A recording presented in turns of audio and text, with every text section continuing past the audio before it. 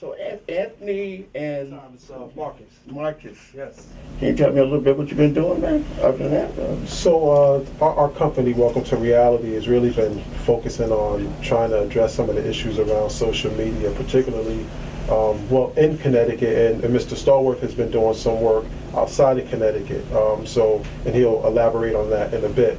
But our main focus is to really look at these young people, this new generation, and this new technology society, and trying to figure out a way to merge some of what they're sort of being inundated with on a daily basis, how they're internalizing the images, the imagery, the music they listen to, and how that impacts how they externalize it. In addition to that, we know for certain that a lot of these kids are using those tools that can be used in a productive way and in a not so productive way. And a lot of them are doing things that are ultimately, in the long run, either, not necessarily the long run, either short term or long term will have long term impact on their beings, who they are, and how people perceive them.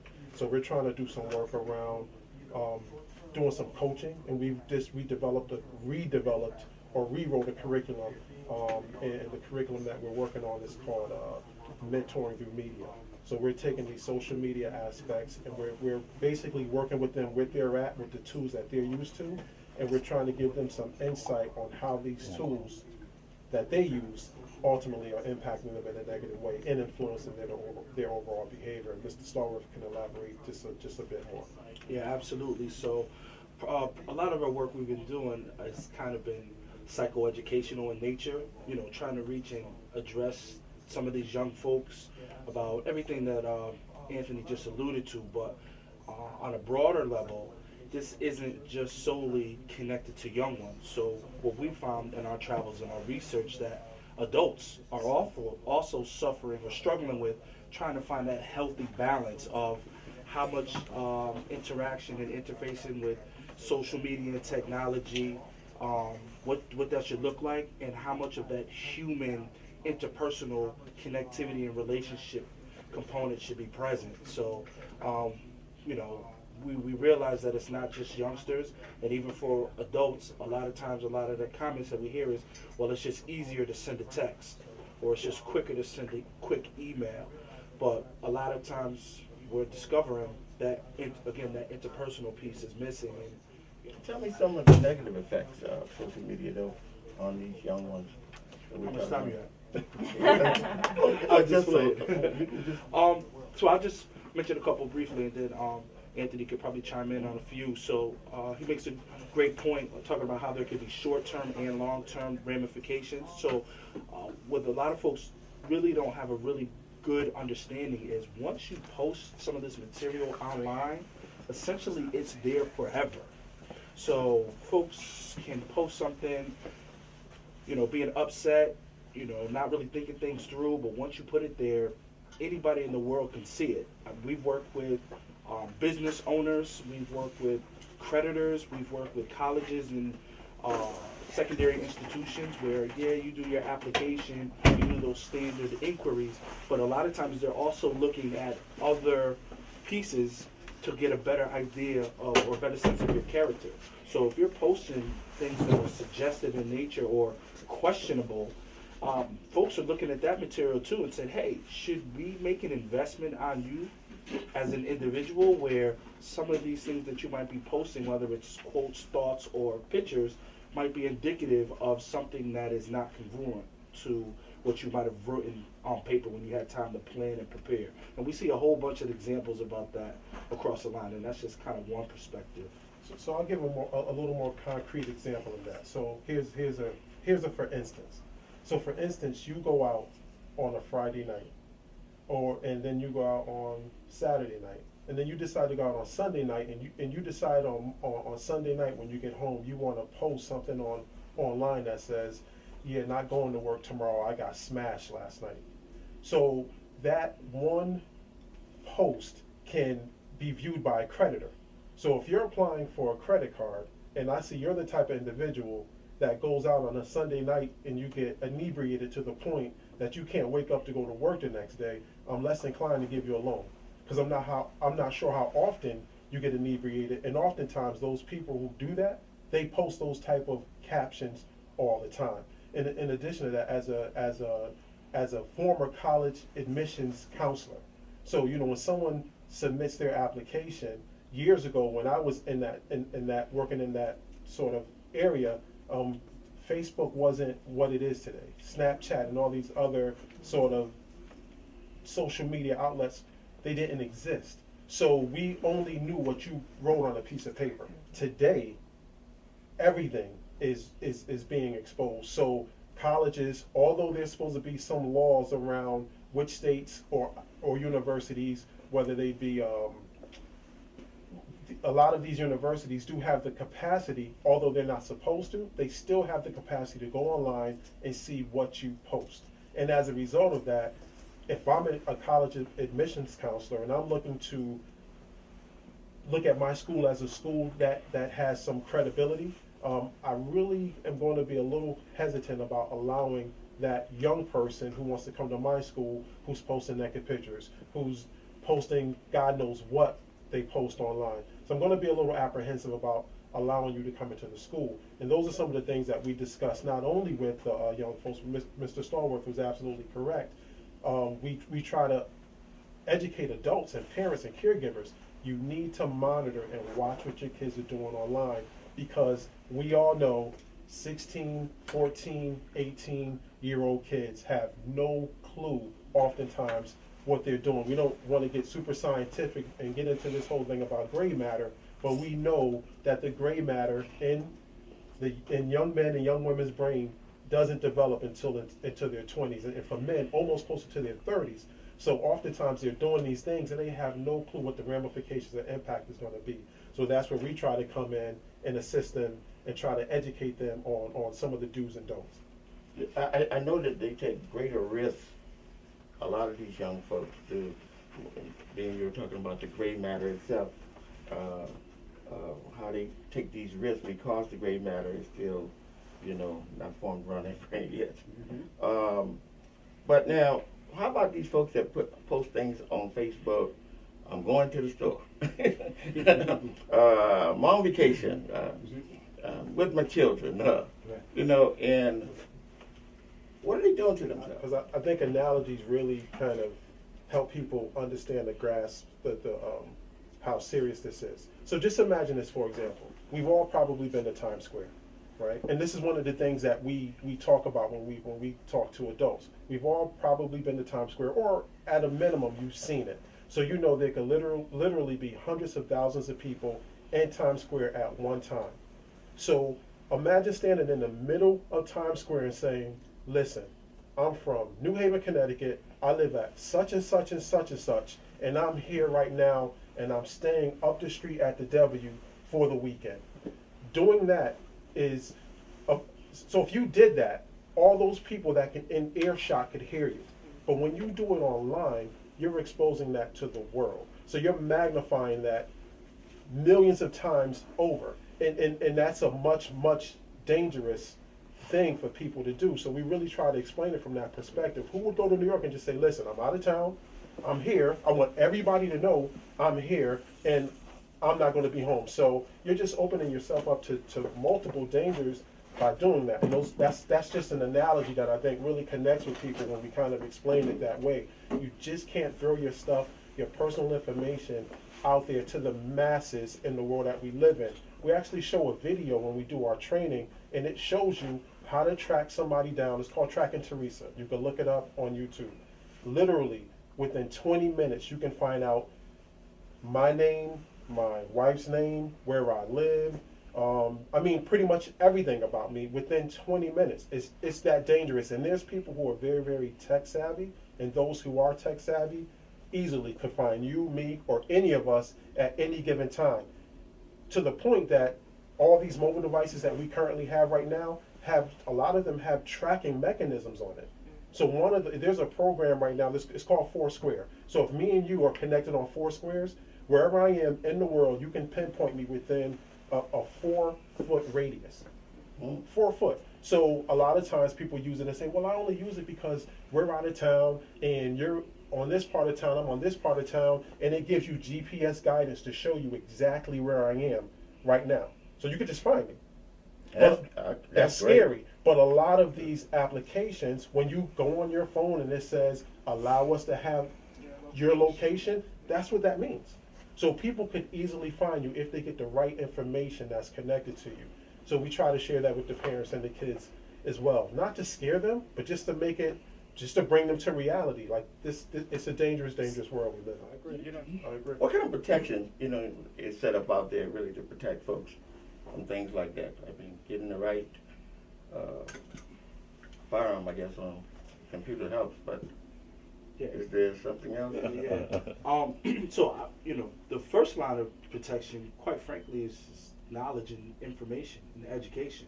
So what we experience, especially when we travel across state lines, these adults are shocked and appalled of the access, the ability, the resources, the apps, the hidden apps, the text words, the technology, the covert ways that information is disseminated. But ask a 12-year-old.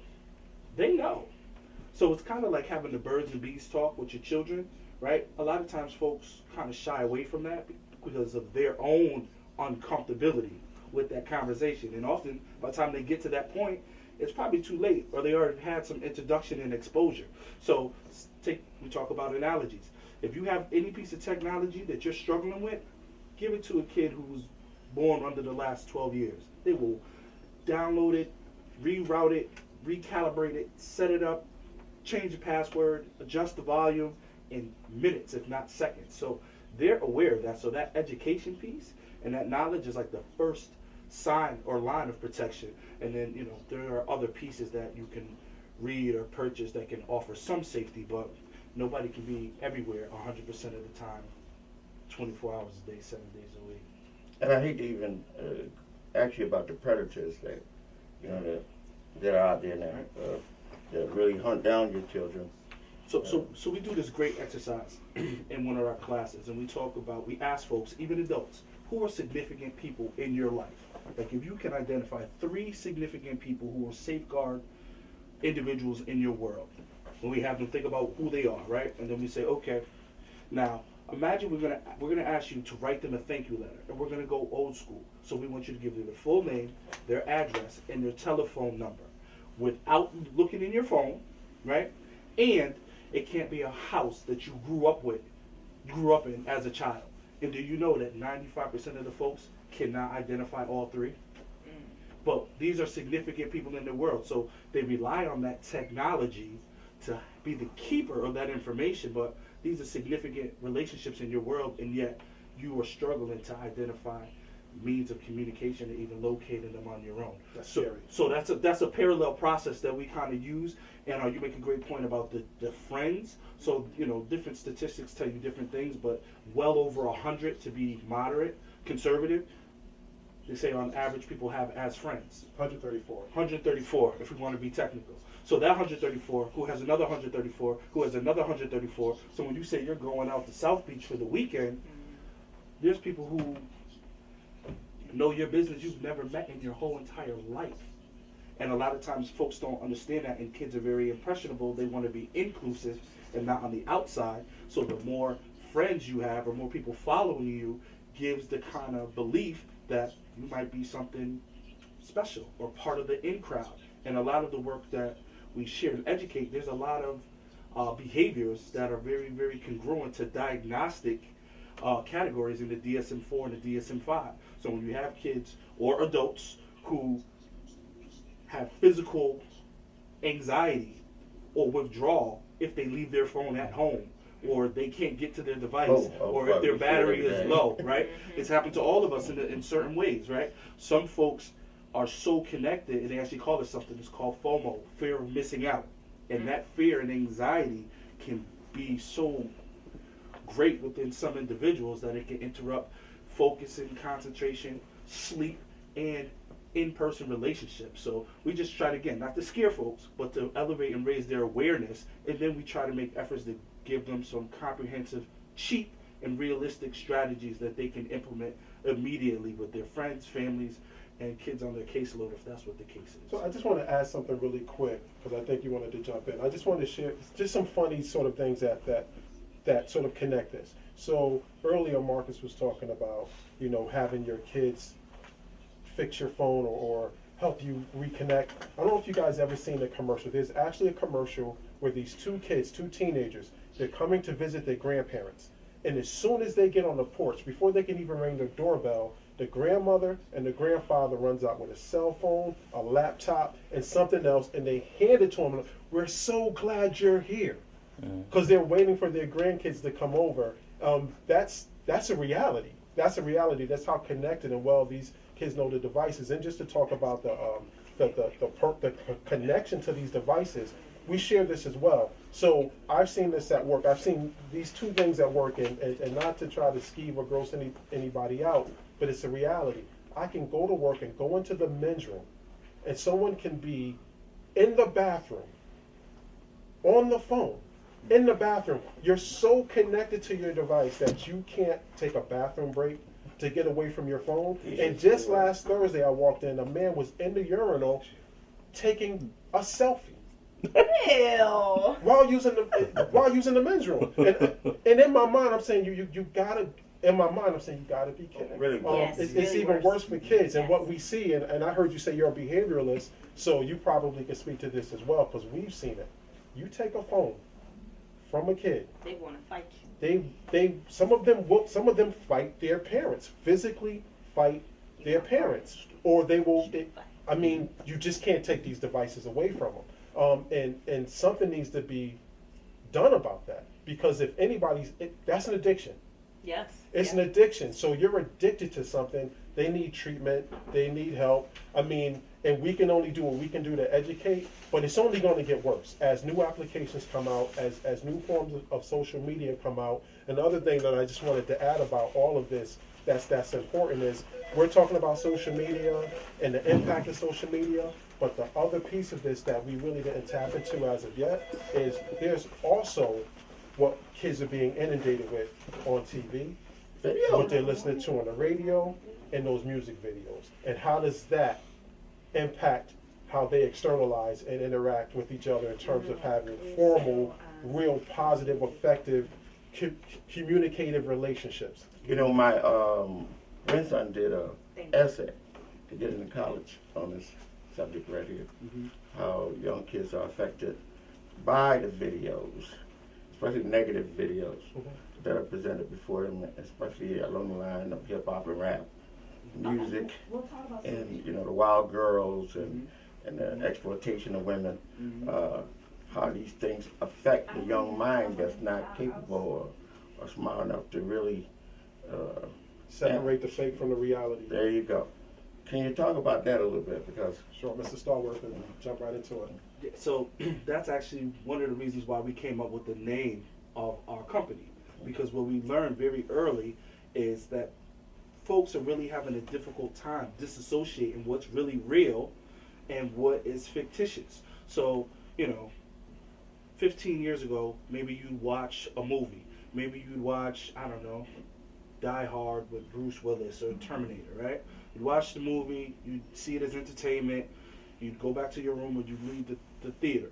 Nobody was jumping out of buildings to jump into a speedboat, to jump over a bridge, because they knew that was just entertainment. What's happening these days is the things that some folks, not just young folks, are being introduced and exposed to, they are really, really having a difficult time understanding that is fiction or recreation. So they're saying, if I act like this and I do this, then I can get what he has, the girls or the money or the acceptance or the car. So then they start to behave that way. And conversely, then the females say, well, if I want to be accepted and I want the boys to like me, then maybe I need to think about how I dress, how I let them talk to me, and what advancements I'm willing to consider and what concessions I'm willing to make. So while these things are happening simultaneously, we're not even going to add the hormones and things inside, right? And most adults who have children are working very, very hard, 9 to 5, many times further than that, trying to make a better quality of life for their children. So while they're hard at work, who or what is the source of information that kids are being exposed to, and much of it is way past adult-like, even though it's marketed to kids at a very, very adolescent, sometimes elementary level. So a parent really has to really step on this thing. Sure. Because they can suddenly run into a room one day and find that's not even a child anymore. That's right. I think that's happening a lot. It is. I think it's happening a lot. And I just want to add, as Mr. Starwood was saying, you know, this social media in terms of, so it goes even further, because I'm really trying to hit a little bit of everything that we do. So we look at the music videos. We look at mobile devices. But we even oftentimes, you have to look at print ads. If you look at some of the ads in some of these magazines, there's no reason that if you're selling, if there's no reason that if you're selling a Whopper or if you're selling a Ford, what does a naked woman, half-naked woman in a bikini have to do with selling a Ford Fusion? Everything.